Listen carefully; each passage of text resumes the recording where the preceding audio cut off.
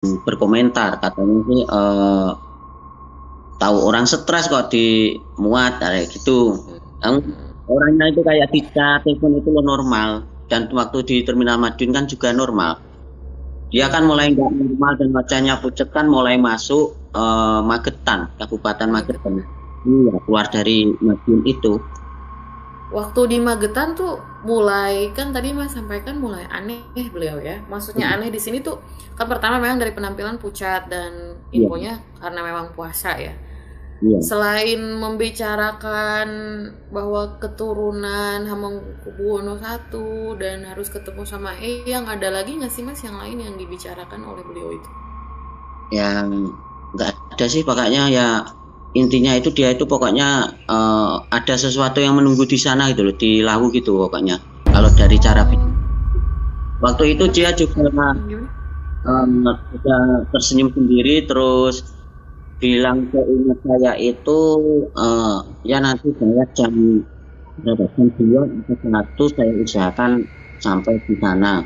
Terus saya kan tanya kenapa nggak, saya pikir kan bicara sama saya soalnya kan cuma ada saya. Kenapa mbak?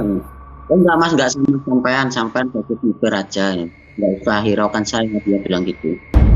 Oh, jadi beliau berbicara sendiri gitu Mas? Hmm, Oh, itu gitu. berbicara sendirinya sering atau bagaimana Mas? Selama Eh, perjalanan itu? ya cuma itu aja, sekali itu. Itu aja. Ya. Oh, sisanya beliau ngobrol sama Mas gitu Mas, banyak ngobrol sama Mas. Melantur gitu dia. Oh, bukan kayak Mas yang nanya, tapi beliau duluan yang bercerita gitu Iya, secara sendiri, keinginan sendiri. iya, Oh, iya, iya. gitu. Ya soalnya aku sendiri pun agak ini ya, agak ada pertanyaan tiba-tiba beliau menyampaikan keinginannya untuk ke Lawu, kenapa? Apa memang ditanya sama Mas atau beliau memang cerita sendiri gitu? Eh, dia cerita sendiri, saya nggak tanya-tanya sih, nggak, cuma saya iya iya terus karena saat itu kan saya takut. Oke, kenapa Mas takutnya Mas? Ya, takutnya nggak kebayar, pikir saya kan orang stres itu. Oh, iya, iya. Dilematis ya, campur aduk Iya, ya kalau iya. kalau menghadapi seperti itu ya Mas ya. Karena Tapi awalnya normal tapi tiba-tiba jadi berubah gitu kan Mas ya. ya, takut saya nanti ini kebayar enggak, saya sudah beli BBM sudah jauh-jauh nganter gitu sih. Tapi alhamdulillah kebayar. Dia pun kalau emang dia stres waktu di Cemoro Sewu itu kan saya makan pop mie. Mm-mm. Ya itu saya mau bayar, udah mas nggak usah, nanti saya yang bayarin. Terus dia tanya rokoknya mas apa, saya belikan. Oh nggak usah mbak, rokok saya masih banyak.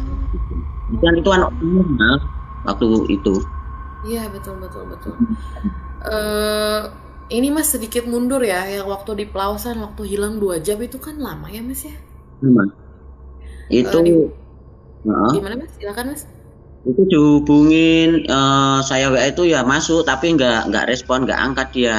Terus di situ Hmm. saya yang Mm-mm. curhat sama istri saya chat sama istri saya bilang, wah ini saya muat orang gila gini gini gini, udah cerita semua, ada bukti chatnya. Kalau misalkan saya ini rekayasa, nggak mungkin kan chatnya ke istri saya siang itu saya kirim ke mbak di hari Jumat. Hmm.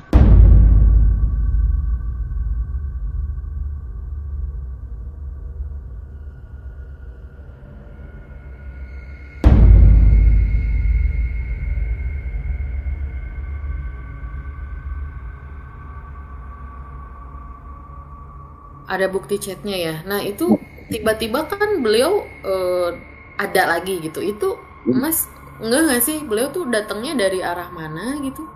Itu saya gini, yang namanya saya sudah frustasi, sudah emosi, jengkel, saya sudah cari ke musola pom nggak ada, ke kamar mandi pom nggak ada, terus saya pikir dia beli bekal di Indomaret yang tempat saya istirahat itu juga nggak ada. Saya sudah jengkel, sudah frustasi, terus saya tergeletak lagi gini, tertidur di mobil lah, ya nggak tidur sih, cuma memejamkan mata, ada kendaraan lewat pun saya kan dengar gitu. Terus tiba-tiba dia pun tak buka pintu gitu, pintu mobil. Nah, saya terkejut. Oh, mbak dari mana sih? Saya kan marah gitu. Saya nunggu dari tadi, urusan saya itu nggak nganter mbak aja, masih banyakan saya gitu.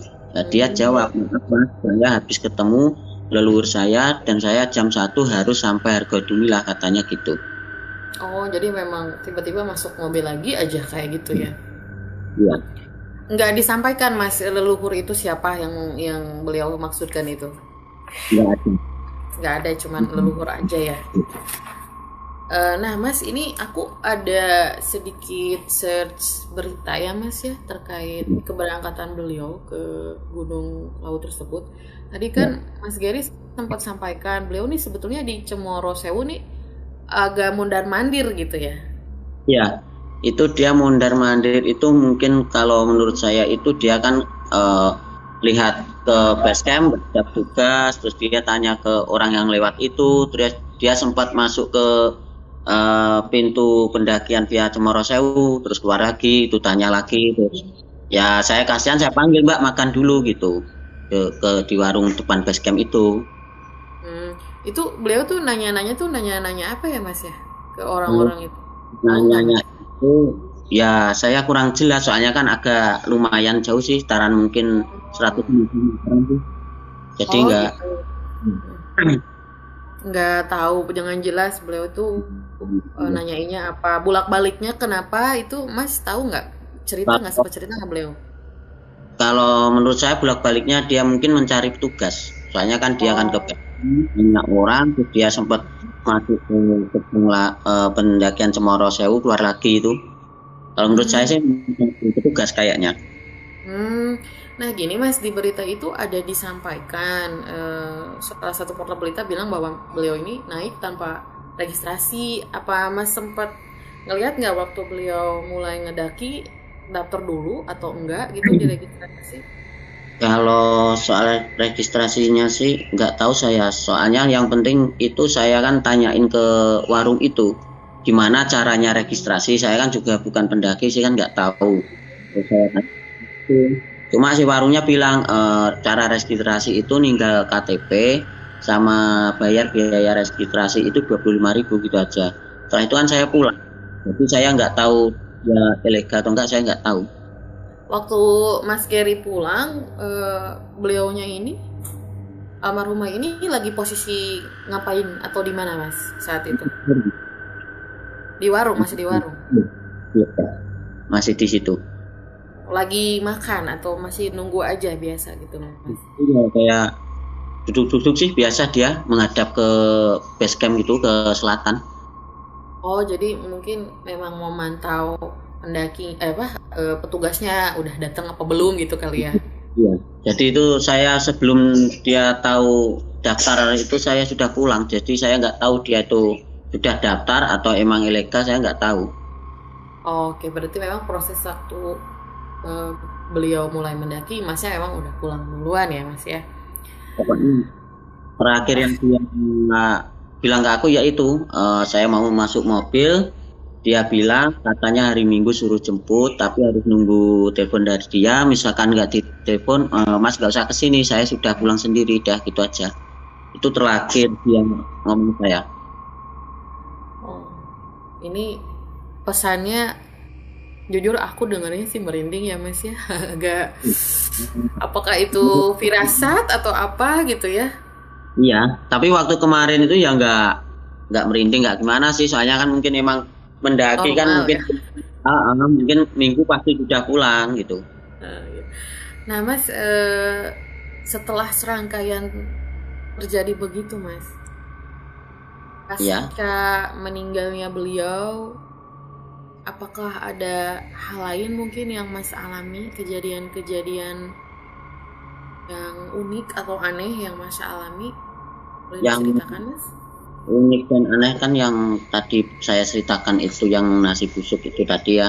Terus sama Mm-mm. itu keponakan istri saya rumahnya kan sebelah sini, sampingnya dia kan di ruang tamu gitu. Dia terus kan bisa melihat depan rumah sini biasanya saya kan bermobilan depan rumah gini lah. Ya itu katanya melihat ada seorang pendaki itu berdiri. Oh, pendaki berdiri. Itu Ya, ponakan usia berapa Mas? Kalau boleh tahu? dia umur 17. Oh, 17 tahun.